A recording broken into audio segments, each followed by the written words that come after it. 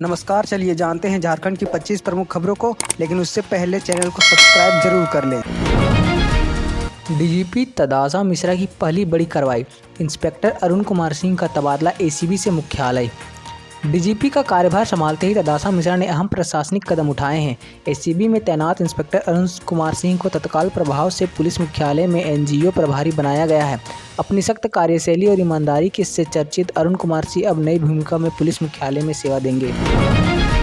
पाकुड़ से बड़ी खबर, विधायक निशात आलम ने वीडियो आवास का उद्घाटन कर 28 विकास योजनाओं का शिलान्यास किया। पाकुड़ के सदर प्रखंड परिसर में विधायक निशात आलम ने बीडीओ और कर्मियों के नए आवास का उद्घाटन किया। इसी दौरान उन्होंने क्षेत्र की 28 विकसित योजनाओं का शिलान्यास किया। कार्यक्रम में प्रशासनिक अधिकारी और बड़ी संख्या में ग्रामीण शामिल हुए, जहां विधायक ने कहा, विकास ही हमारी प्राथमिकता है। प्रवासी कामगारों के लिए बड़ी राहत, ट्यूनीशिया में फंसे झारखंड के सभी 48 मजदूर सुरक्षित लौटे घर।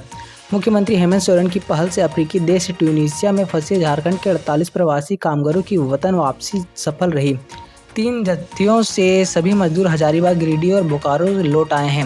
वे बीते 3 महीने से वेतन न मिलने के कारण परेशान थे, लेकिन सरकार की त्वरित कार्रवाई ने उन्हें सुरक्षित घर पहुंचा दिया। यह झारखंड सरकार की संवेदनशीलता और प्रतिबद्धता का बड़ा उदाहरण है। शिक्षा व्यवस्था पर सवाल, लोहरदगा का मॉडल महिला कॉलेज 4 साल बाद भी ठप, नहीं हो रही नियमित पढ़ाई। 2021 में राज्यपाल द्रौपदी मुर्मू जिस कॉलेज का उद्घाटन बेटियों की शिक्षा की मिसाल के रूप में किया था, वह आज खंडर बन चुका है। करीब 800 छात्राओं के नामांकन के बावजूद कॉलेज में सिर्फ 2 अनुबंधित शिक्षक हैं और क्लासेस नाम मात्र को चल रही हैं। ना पानी की सुविधा है, ना स्वच्छता का इंतजाम। यह स्थिति झारखंड की उच्च शिक्षा व्यवस्था की गंभीर विफलता को दर्शाता है। लोहरदगा में मेडिकल कॉलेजों की मांग पर पीएमओ का जवाब, रांची के नजदीकी बनी अड़चन। लोहरदगा में सरकारी मेडिकल कॉलेज की मांग पर प्रधानमंत्री कार्यालय ने स्पष्ट किया है कि फिलहाल ऐसा कोई प्रस्ताव नहीं है, क्योंकि यह जिला राजधानी के करीब है। भाजपा नेता बिंदेश्वर एराव ने कहा, इस जवाब को जनता की आकांक्षाओं को विपरीत बताया और कहा कि निर्णय में गुमला, लातेहार और पलामू जैसे पिछड़े जिलों के स्वास्थ्य हितों की अनदेखी है। उन्होंने ऐलान किया कि अब इस मुद्दे पर जन आंदोलन, हस्ताक्षर अभियान और केंद्र सरकार को नया प्रस्ताव भेजने की तैयारी होगी। गोड्डा में बड़ी कार्रवाई, 2 टैंकरों में से 12,000 लीटर नकली पेट्रोल जब्त। गोड्डा पुलिस ने शुक्रवार को देर रात छापेमारी कर 2 टैंकरों में भरा 12,000 लीटर नकली पेट्रोल पकड़ा। गुप्त सूचना और सिंहवाहिनी पुल के पास जब वाहन जांच की गई तो दोनों ट्रैक्टरों के चालक अंधेरे का फायदा उठाकर भाग निकले। पुलिस ने वाहन जब्त कर लिया, एफआईआर दर्ज किया और आरोपी पर जालसाजी, राजस्व चोरी और अवैध ज्वलनशील पदार्थ की तस्करी जैसे गंभीर धाराओं से केस दर्ज हो चुका है। रांची तैयार, भारत बनाम दक्षिण अफ्रीका वनडे के जेएससीए स्टेडियम में जोरदार तैयारियां। 30 नवंबर को रांची जेएससीए इंटरनेशनल स्टेडियम में भारत और दक्षिण अफ्रीका के बीच रोमांचक वनडे मुकाबला खेला जाएगा। मैदान की सजावट से लेकर दर्शकों की सुविधा तक हर व्यवस्था को अंतर्राष्ट्रीय मानकों के अनुसार अंतिम रूप दिया जा रहा है।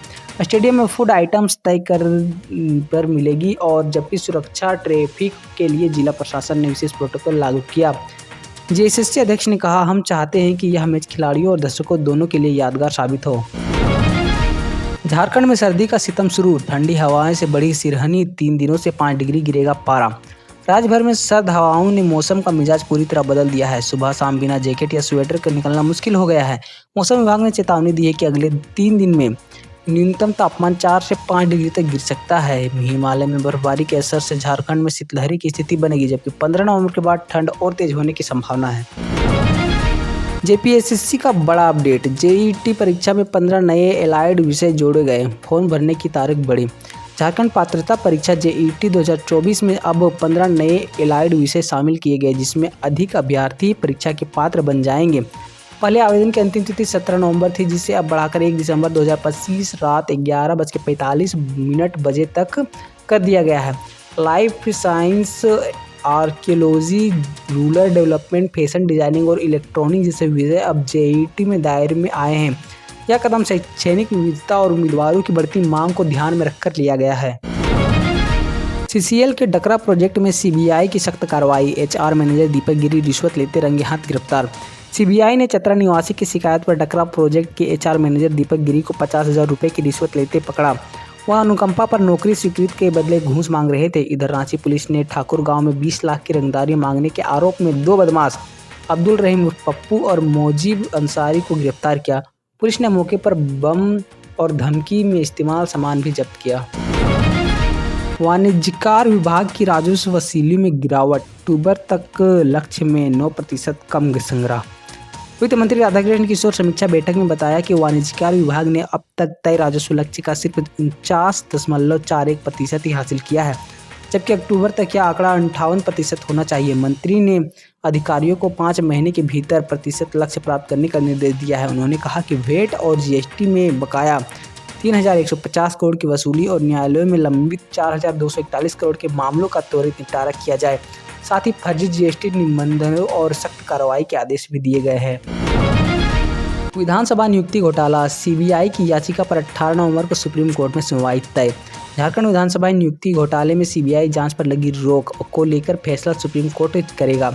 अदालत ने सुनवाई की अगली तारीख 18 नवंबर तय की है। सीबीआई ने याचिका दायर कर जांच दोबारा शुरू करने की अनुमति मांगी है, जबकि फिलहाल सुप्रीम कोर्ट ने आदेश के बाद जांच स्थगित और यह मामला झारखंड के राजनीतिक प्रशासन दोनों के लिए बेहद अहम माना जा रहा है। घाटशिला उपचुनाव में सुदेश महतो का हमला, झामुमो की बांटो और राज नीति फेल। आजसू प्रमुख सुदेश महतो ने एनडीए उम्मीदवार बाबूलाल सोरेन के समर्थन में प्रचार करते हुए झामुमो पर तीखा प्रहार किया। उन्होंने कहा कि जनता अब झूठे वादों में नहीं आने वाली, यह चुनाव झारखंड की राजनीतिक की दिशा को तय करेगा। महतो ने सरकार को नाकाम बताते हुए मैया सम्मान योजना को महिला सम्मान नहीं बल्कि महिला अपमान योजना बन गई है। मंत्री बिरुओं की खोज में उतरा आदिवासी समाज, लापता मंत्री बताकर बर्खास्ती की मांग। घाटशिला में सैकड़ों आदिवासी समाज के लोग वाहनों के काफिले के साथ परिवहन मंत्री दीपक बिरुओं की तलाश में निकले। लोगों का आरोप है कि मंत्री क्षेत्र की जनता से नहीं मिलते और समस्याओं पर कोई ध्यान नहीं देते। प्रेस कॉन्फ्रेंस में प्रतिनिधियों ने उन्हें नालायक मंत्री बताते हुए मंत्रिमंडल से हटाने की मांग की और अब आदिवासी समाज जवाब मांग रहा है। खूंटी में सनसनी, दूसरी शादी से नाराज पत्नी ने पति का गला रेतकर की हत्या, 2 गिरफ्तार। खूंटी के महावीर कॉलोनी में रंजीत महतो की गला रेतकर हत्या के मामले का खुलासा हो गया। पुलिस ने मृतक की पहली पत्नी सुगी देवी और उसके रिश्तेदार सोनू महतो को गिरफ्तार किया। दोनों ने कबूल किया कि रंजीत की दूसरी शादी से नाराज होकर उन्होंने साथियों के साथ मिलकर 31 अगस्त को उसकी हत्या कर दी। झारखंड बोर्ड परीक्षा 2026 का बड़ा अपडेट, 18 नवंबर से शुरू होंगे आवेदन। जेक ने वार्षिक माध्यमिक और इंटर परीक्षा 2026 के लिए आवेदन प्रक्रिया की तारीख घोषित कर दी है। मैट्रिक के लिए आवेदन 18 नवंबर से 5 दिसंबर तक और इंटर के लिए 6 से 12 दिसंबर तक होंगे।